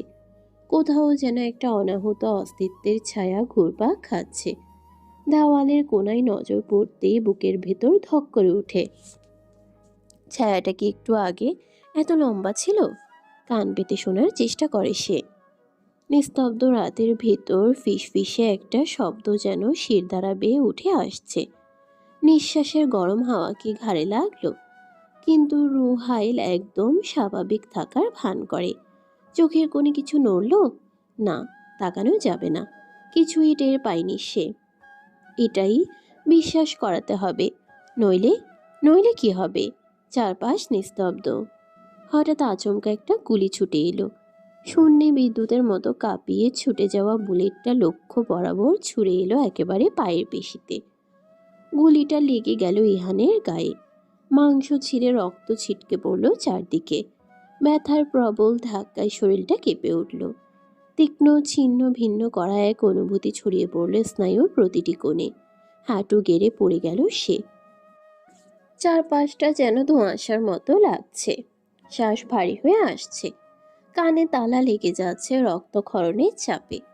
এক হাতে ব্যথার জায়গাটা চেপে ধরেও যেন কোনো লাভ হচ্ছে না। রক্ত গড়িয়ে নামছে আঙ্গুলের ফাঁক গলে। জিকরা আতঙ্কে চেঁচিয়ে উঠল। মেয়েটার শরীর কাঁপছে। লিলি মাত্রই এসেছিল। ফুল হাতে বিপদ কাটিয়ে ঘরে ফেরা উপলক্ষে জিকরাকে অভিনন্দন জানাতে। অথচ লিলির হাতে থাকা তাজা ফুলগুলো ছিটকে পড়ল মেঝেতে।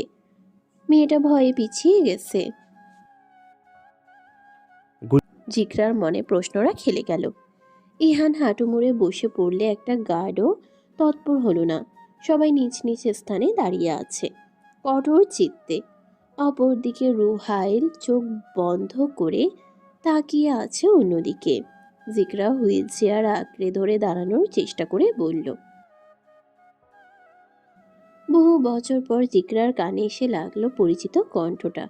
রুহাইল এবং জিকরা দুজনের মাঝেই দেখা গেল অপ্রত্যাশিত ভাব। তবে রুহাইলের নড়চড় নেই। সে শুধু অবাক দৃষ্টিতে এক মুহূর্ত তাকিয়ে রইল। সে আগের তেজ, আগের রূপ, আগের হিংস্রতা, শুধু বাহ্যিক দিকের একটু। জিগরা ঢোক গিলল। মেয়েটা খুশিতে কাঁদবে নাকি ভয়ে কাঁদবে সে কিছুই বুঝে উঠতে পারছে না। অস্পষ্ট স্বরে মেয়েটা লোকটার পানে তাকিয়ে বলল, বাবা। ইহান অবিশ্বাস্য চোখে তাকিয়ে সে কিছু বলবে তার আগে আরেক পায়ে ইসহাক আহাসান গুলি ছুড়ল। জিগরা আতকে উঠল।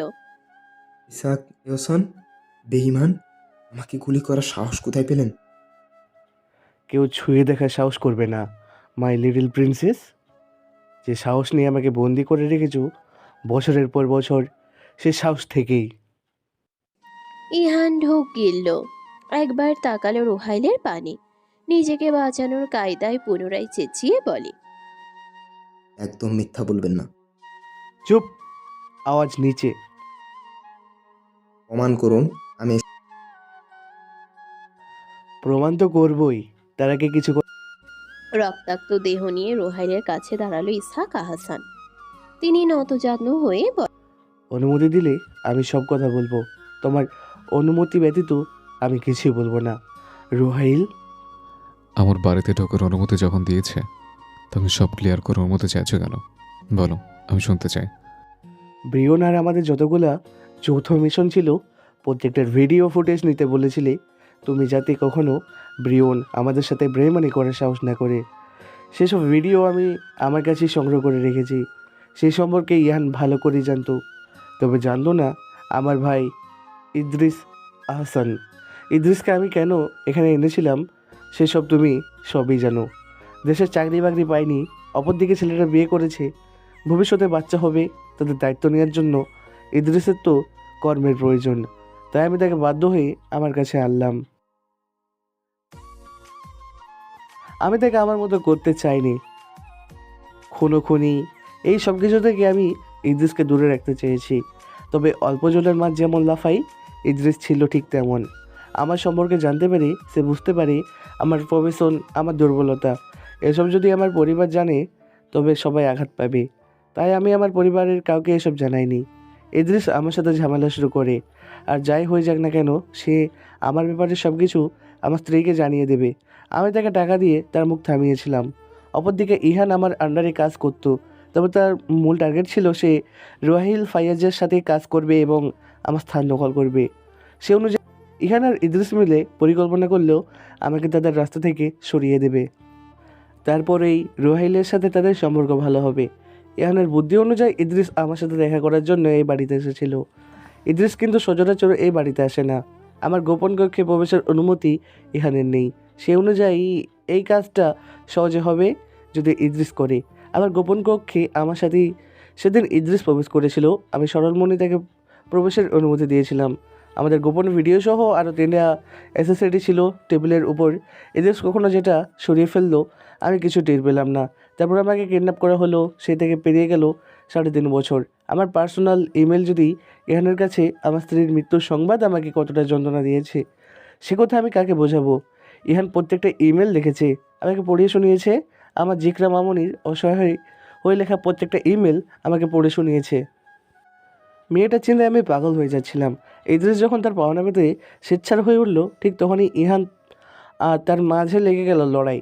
ইদ্রিস পালিটা চালাকি করে কে রোহাইলের সাথে গোপনে ডিল করে, তবে ইহানের চতুরতাই সে পেরে উঠল না।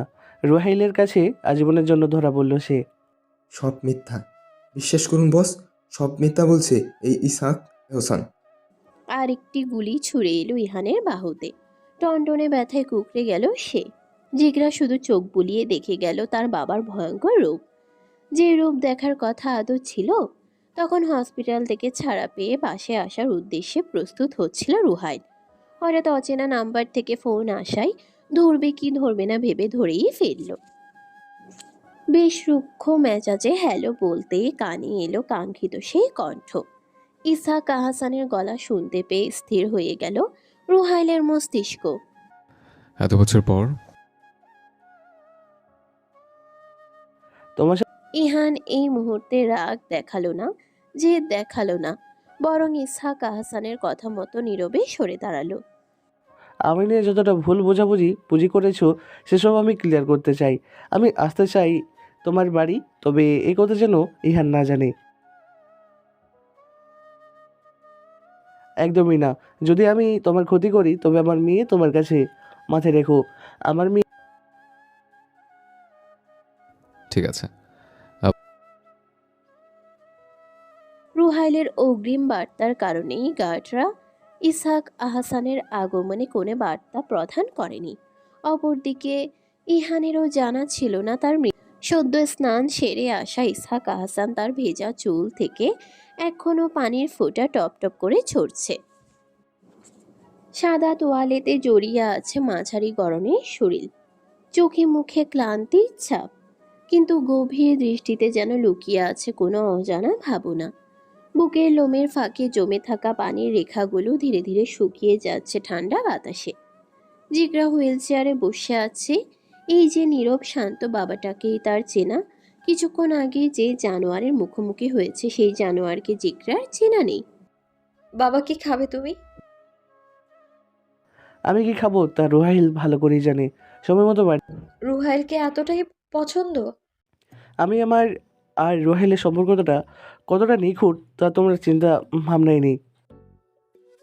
তাই তো তোমায় অবিশ্বাস। পরিস্থিতি এতটাই বদলে গেছে, রোহাইল আমাকে অবিশ্বাস করেনি, বরং সন্দেহ করেছে। এখন মনে হচ্ছে মা মরে গিয়ে ভালোই হলো। তো তোমার মা সব জানতো জিকরা। ইসহাক আহাসান সরল হাসলেন। মুহূর্তেই জিকরার বুকের ভেতরটা কেমন যেন ধক করে উঠল। শ্বাসটা থমকে গেল এক পলকে। চারপাশের শব্দগুলো হঠাৎ করে অস্পষ্ট হয়ে এলো। মাথার ভিতর চিন্তার ঝড়, কিন্তু ঠোঁট যেন জমে গেছে, কিছু বলতে চেয়েও পারল না। শুধু চোখ দুটো বড় হয়ে চেয়ে রইল শূন্যের দিকে। বিশ্বাস আর অবিশ্বাসের দোলাচলে। তোমার মা সব জানতো। তোমার নানা আমাকে ছোট থেকে বড় করেন। তার কাছে আমার পড়াশোনার হাতেখড়ি হয়। পড়াশোনা শেষ করে শহরে গেলাম চাকরির উদ্দেশ্যে। একটা ছোট চাকরিও পেলাম। তারপরে তিনি চাইলেন তার ছোট মেয়ের সাথে আমার বিয়ের ব্যাপারটা সেরে ফেলতে। যেহেতু আমার মা বাবার আমল ছিল না, আমার গুরু যা বলেছেন আমিও তাই করেছি। বিয়ের কয়েক বছর পর আমি জার্মানি গেলাম আমার শ্বশুরের দূর সম্পর্কের আত্মীয়র মাধ্যমে। জার্মানি গিয়ে আমি কয়েক মাস শুধু কাজ খুঁজেছি, কোনো নির্দিষ্ট কাজে আমাকে দেওয়া হয়নি। তারপর কাজ পেলাম নাইট ক্লাবে। সেখানে রোহাইল ফাইজের সাথে আমার প্রথম পরিচয় হয়। রোহাইল তখন গ্যাংস্টার দলে নতুন নাম লিখিয়েছে। তার বসকে মেরে সে নিজেই রাজত্ব দখল করেছে। তার শত্রুর অভাব ছিল না। অনাকাঙ্ক্ষিতভাবে ক্লাবে একজন তাকে ছুরি মারে নিলে আমি তাকে সরিয়ে দিয়েছিলাম, কিন্তু ছুরিটা লেগে যায় আমার পিঠে। এরপর থেকে রোহাইলের সাথে আমার কাছাকাছি আলাপ হয়, আর আমিও হয়ে উঠি রোহাইলের বিশ্বস্ত লোক। তোমার যখন 6 বছর বয়স তখন তোমার মা জানতে পারেন আমি গ্যাংস্টারের দোলের খাতে নাম লিখিয়েছি।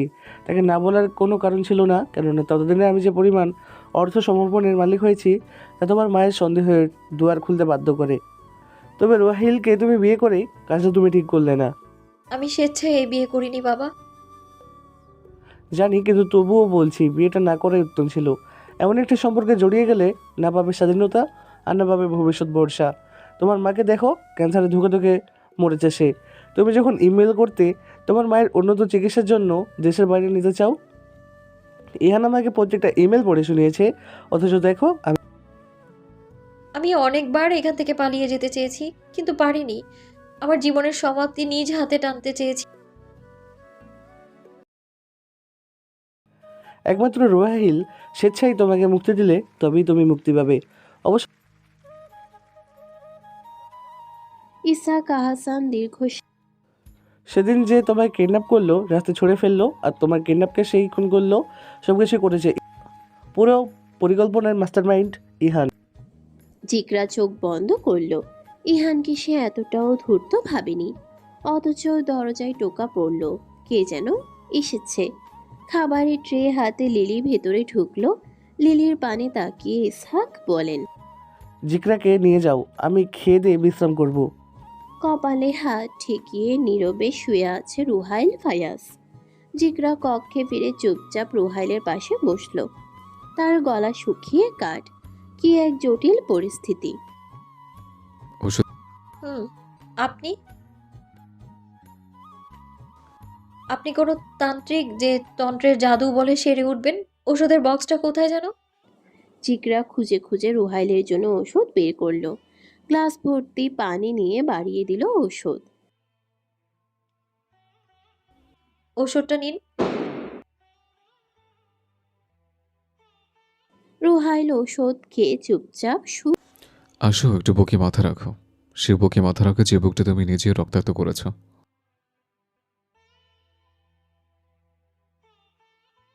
জিকরার ইহান কেমন আছে? ওকে এত ওনাকে দেখে মনে হচ্ছে মাঝখান থেকে আমার জীবনটা নষ্ট হলো, তাই না? কি সুন্দর হাসি খুশি কর্মব্যস্ত একটা জীবন ছিল। মায়ের মৃত্যুর পর নিজেকে গুছিয়ে নিয়েছিলাম। বাবার অপেক্ষায় ছিলাম। আমার জীবনে এখন আর কোনো অপেক্ষা নেই। কার অপেক্ষা করব আমি? আমার বাবার? সে একজন দাগী অপরাধী নাকি স্বামীর? জিকরা চোখ তুলে তাকালো অতি যেতে চাই।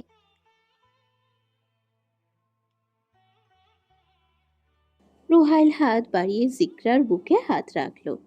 তারপর হাতটা সরিয়ে হাওয়ায় দুলিয়ে খপ করে ধরে ফেলল।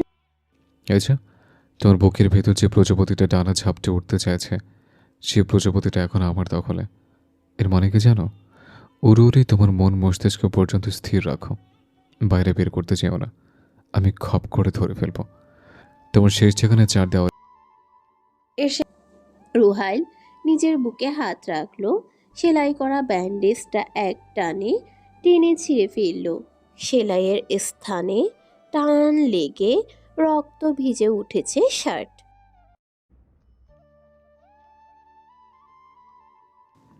তোমার ফালতু কথা হজম করা চাইতে ছেলে ছেঁড়া। জিকরা রুহাইলের শক্ত বুকে হাত রাখতে গেলে তাকে ছিটকে সরিয়ে দিল রুহাইল। নিজের রাগ নিয়ে বেরিয়ে গেল রুম থেকে।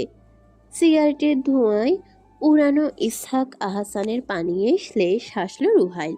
টেবিলে রেড ওয়াইনের 2টি বোতল। এ যেন নিষিদ্ধ পানীয় নয়, বরং তাদের জন্য অমৃত। রুহাইল কয়েক ঢোক ওয়াইন গিলে তাকালো ইসহাকের পানি। বহুদিন পর তারা আড্ডায় মেতেছে। রুহাইল ধোঁয়া উড়িয়ে বলে, আমি ভাবতে পারিনি তোমার আমার এই বৈঠক আবার। কিন্তু সম্পর্ক এখন পাল্টে গেছে। তুমি এখন আমার শ্রদ্ধেয় শ্বশুর মশাই। ইসহাক মুহূর্তে দমে গেল। তার চোখ মুখের চাহনি পাল্টে গেল। নিজেকে কিছুটা স্থির রাখার প্রয়াস চালিয়ে বলেন, আমার মেয়েটাকে ছেড়ে দাও রোহাইল, সে এসবে অভ্যস্ত নয়। আমি তাকে মুক্ত পাখির মতো রেখেছি, এভাবে খাঁচায় ভরে দিও না। পাখিটাকে আমি অভ্যস্ত করে নিয়েছি, তুমি সেদিকটা ভাবতে হবে না।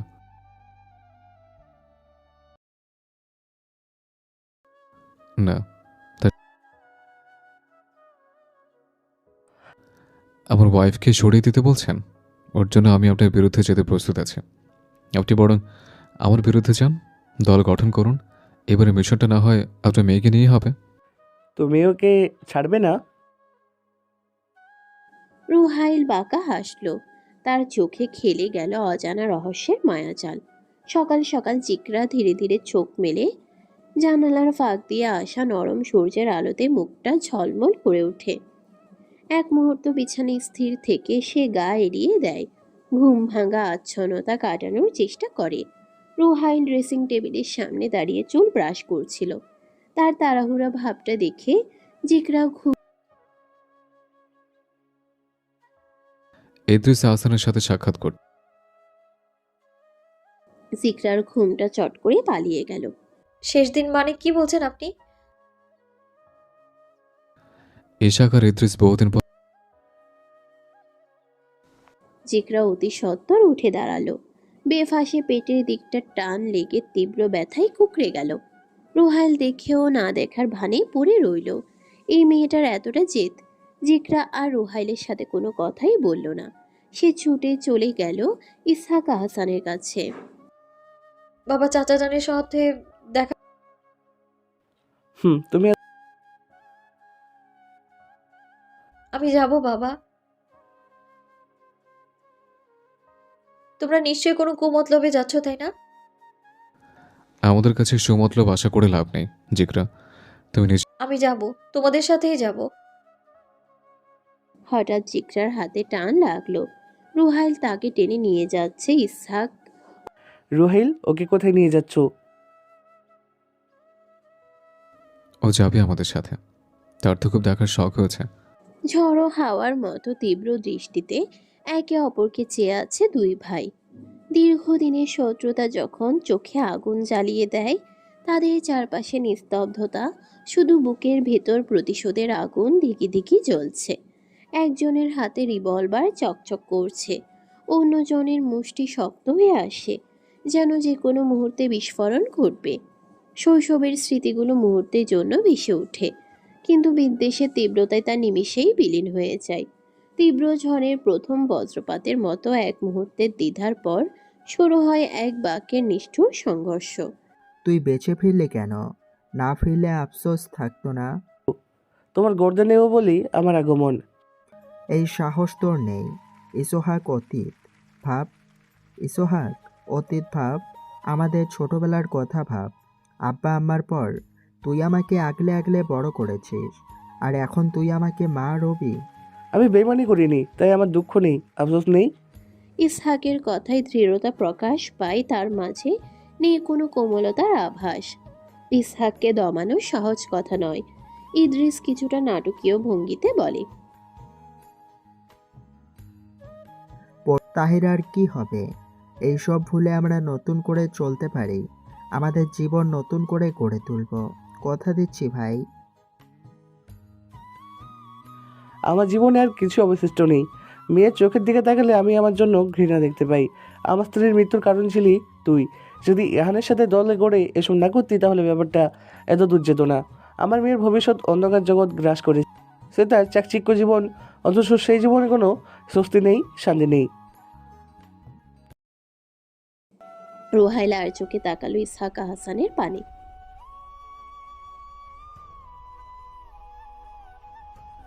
নিজের মেয়ে যে পাশের কক্ষ থেকে জিকরার চিৎকার শোনা যাচ্ছে। মেয়েটাকে রুহাইল পাশে একটি খালি কক্ষে বন্দি করে রেখেছে। তার বাবা কৃতকর্ম দেখার সহ্য ক্ষমতা। ভাই, মা যারা এই জীবনে একবার পা দেয় রিভলভারের ঠান্ডা নলটা ইদ্রিসের কপালের সঙ্গে লেগে থাকতেই আঙ্গুলের চাপ পড়ল ট্রিগারে।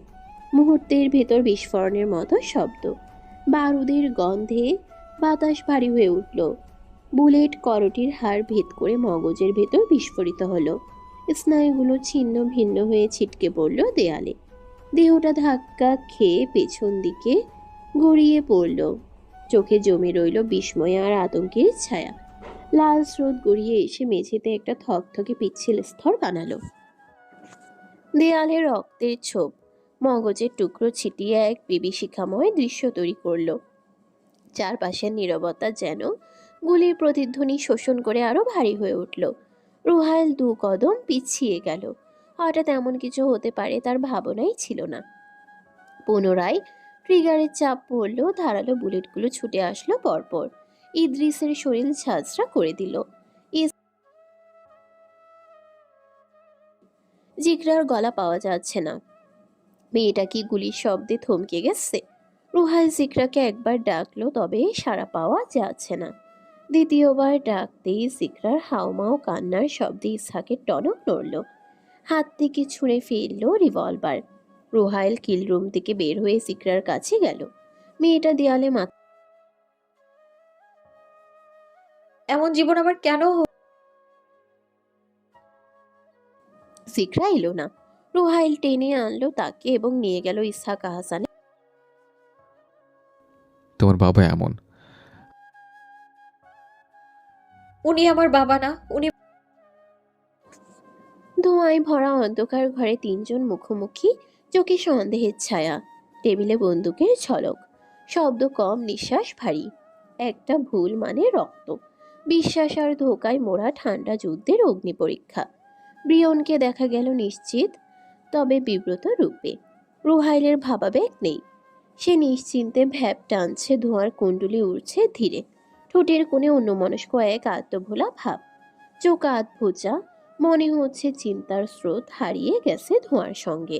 ইসহাক আহসান ব্রিয়নের সামনে থাকা খালি গ্লাসটায় নিষিদ্ধ পানীয় ঢেলে দেয় এবং হাত বাড়িয়ে নিজের গ্লাসের সাথে চিয়ার্স করলো।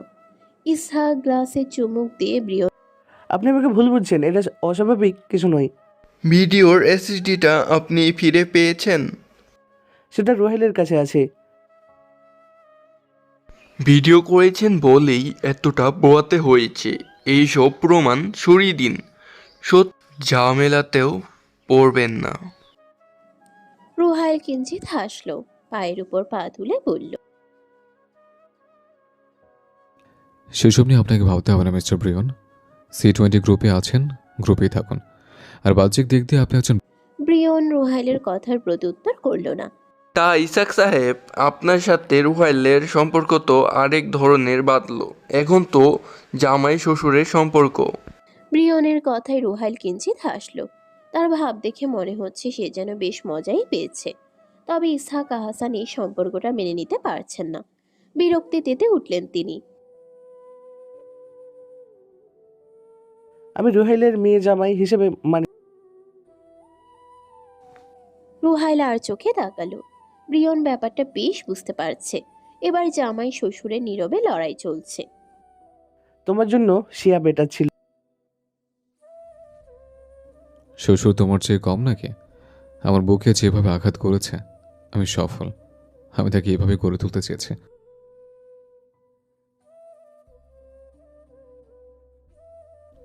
খেলা এটা কোনো খেলা নয়, এটাই সময় তার নিজস্ব গতিতে বয়ে যায়, কারোর জন্য থামে না, পিছিয়েও যায় না। এক মুহূর্ত আগে যা ছিল বাস্তব, পরের মুহূর্তেই তা স্মৃতিতে পরিণত হয়। দিন ফুরিয়ে রাত আসে, রাত পার হয়ে নতুন ভোরের আলো ফোটে। মানুষের জীবনে ছোট ছোট পরিবর্তনের ভেতর দিয়ে সময় ধীরে ধীরে নিজের ছাপ রেখে যায়, কখনো স্পষ্ট কখনো অস্পষ্ট। জিকরার ঘৃণিত মন বাবার সাথে সেদিনের পর থেকে আর কথা বলেনি। একদিকে চাচার বেমানি, অন্যদিকে বাবার নির্দয় মনোভাব, সব মিলিয়ে জিকরা দোটনায় ভুগতে থাকে। পেটের ঘা শুকিয়ে গেছে, তবে মনের ঘা শুকাবে কবে? এই ঘা কি আদৌ শুকাবে? ইহানকে রাখা হয়েছে কিল রুমে, প্রতিনিয়ত তিল তিল করে শাস্তি দিয়ে মৃত্যুর মুখে পতিত করা হচ্ছে। অনুমতি ছাড়া নিঃশব্দে জিকরার রুমে প্রবেশ করলেন ইসহাক আহাসান। তিনি বসলেন মেয়ের পাশে। আমার উপর রেগে আছো, ভালো কথা, কিন্তু যা হয়েছে। আমি এসব সম্পর্কে কিছুই জানতে চাই না। চাচিমণির কথা ভাবতেই আমার দম বন্ধ লাগে। মানুষটা একা একা কতটা ভুগছে। স্বামীর মৃত্যুর খবর পেয়ে সে তো পাগল প্রায়, কিন্তু তাকে না পারছি সান্ত্বনা দিতে, আর না পারছি তার স্বামীর কুকর্মের কথা বলতে। এর থেকে আর আফসোস কি হতে পারে? তাহিরা জানে তার স্বামী অ্যাক্সিডেন্টে মারা গেছে, এতে স্বামীর জন্য ভালোবাসা কমবে না, সত্যটা জানলে ভালোবাসা ঘৃণাতে রূপান্তরিত হবে, যা আমি চাই না। ইদ্রিস তাহিরার ভালোবাসা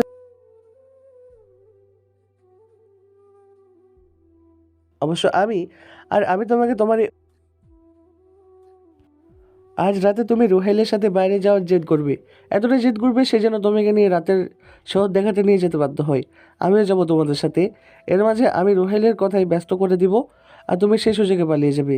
পালিয়ে বেশি দূর যাওয়ার দরকার নেই, আশেপাশে থেকো, আমি তোমাকে আমার বাড়িতে নিয়ে।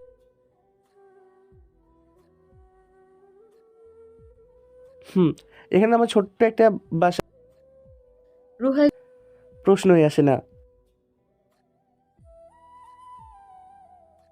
বসন্তের সন্ধ্যায় জার্মানির আকাশটা এক অদ্ভুত মায়ায় ঘেরা আছে।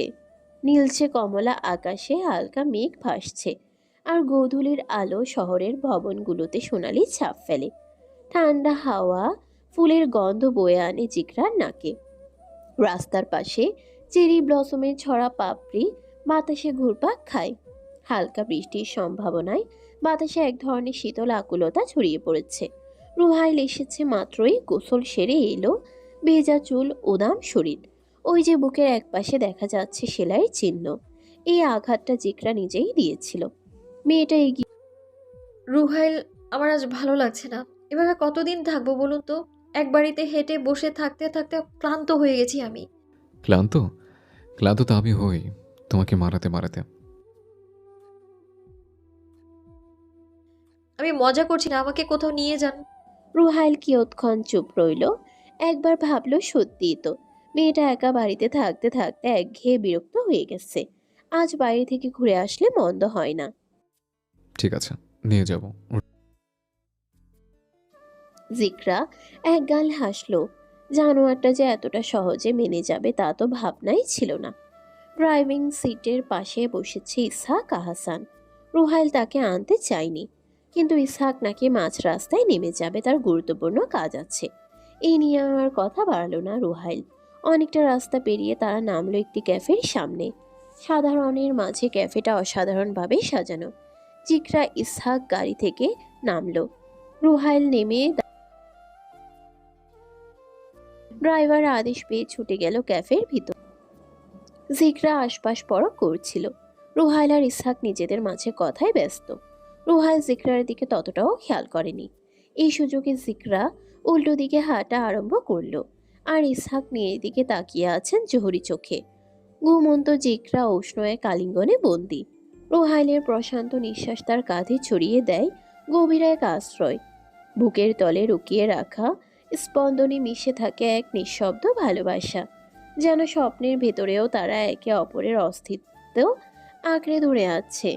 জিকরার ঘুম ভাঙল। পিটপিট চোখে তাকিয়ে দেখতে পেল রুহাইল তাকে আষ্টেপৃষ্টে জড়িয়ে রেখেছে। কয়েক সেকেন্ডে জিকরার মাথাটা যেন ফাঁকা হয়ে গেল। রুহাইল এখানে কি করে এলো? বিকট শব্দে চিৎকার করলো জিকরা। ঘুম ছুটে মেয়েটা ধর্মরিয়ে উঠে বসলো। তার গলা দিয়ে বেরিয়ে এলো এক কর্কশ চিৎকার। ঘর কাঁপিয়ে উঠল প্রতিধ্বনি। রোহাইল বিরক্ত মুখ কুঁচকে তাকালো, উঠে বসে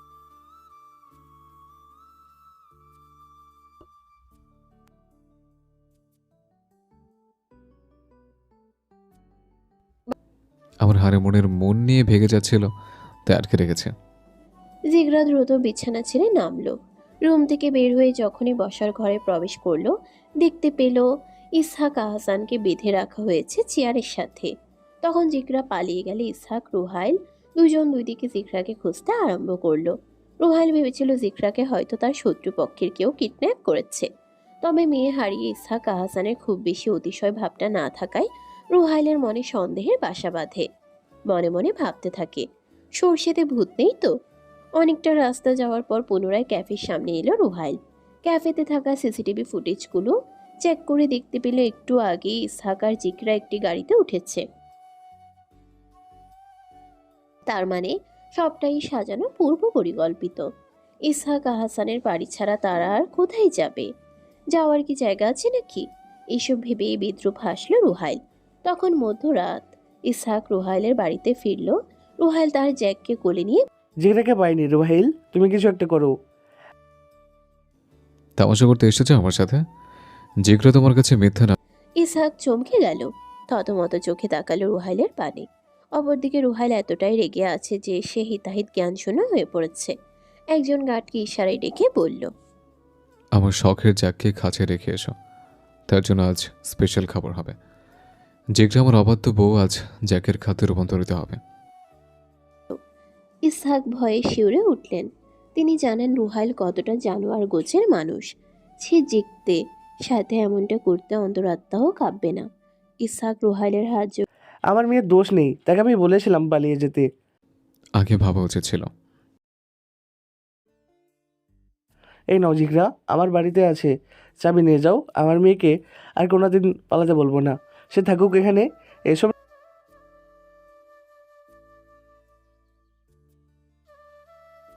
রুহাইল বাঁকা হাসল।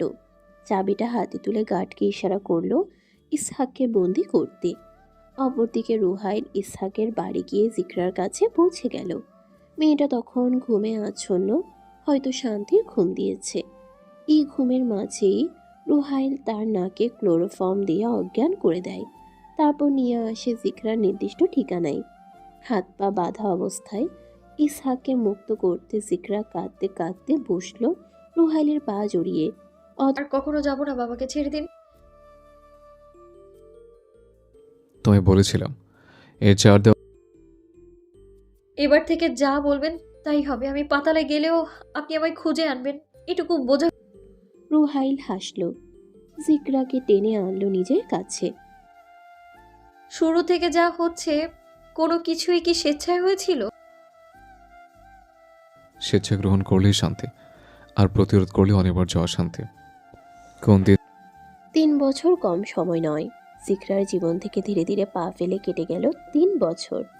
শুনতে মনে হয় এই 3 বছরে অনেক কিছুই পরিবর্তন হয়েছে, তাই না? কিন্তু না, জিকরার কাছে মনে হয় সে একঘেয়ে বন্দি জীবন। রুহাইলের নির্দয় কর্মকাণ্ড দেখতে দেখতে সে ক্লান্ত। অবশ্য ইসহাক আহসানের কথা না বললেই নয়। তিনি তো রুহাইলের সহযোগী। ইহান মরণ যন্ত্রণা সইতে সইতে একদিন মরেই গেছে। তার অধ্যায় সেদিনই শেষ। জিকরার আর দেশে ফেরা হয়নি। ঘুঙুরটা যত্ন করে বাক্সে ভরা হয়নি। বাচ্চাদের যে নাচ শেখানোর কথা ছিল সেই নাচের ক্লাসগুলো আর হয়নি। পড়াশোনার জন্য যে পরিশ্রমটা করার ছিল তা আর করা হয়নি। এখন আর কোনো আশ্বাসে দিন পার করে না। কোনো অপেক্ষা নেই, কোনো ভরসা নেই। তাহিরার বিয়ে হয়েছে, তার বিয়ের ব্যবস্থা ইসহাক করেছেন। মেয়েটা এখন বেশ সুখী। এই ধরাবাঁধা জীবনটা পাল্টে দিতে হঠাৎ একদিন সুখবর এলো জিকরা মা হতে চলেছে। হসপিটাল থেকে চেক আপ সেরে রুহাইলের সাথে দেখা করলো জিকরা। রুহাইল আজ ভীষণ খুশি। পরপর চুমুতে ভরিয়ে দিচ্ছে মেয়েটার মুখ।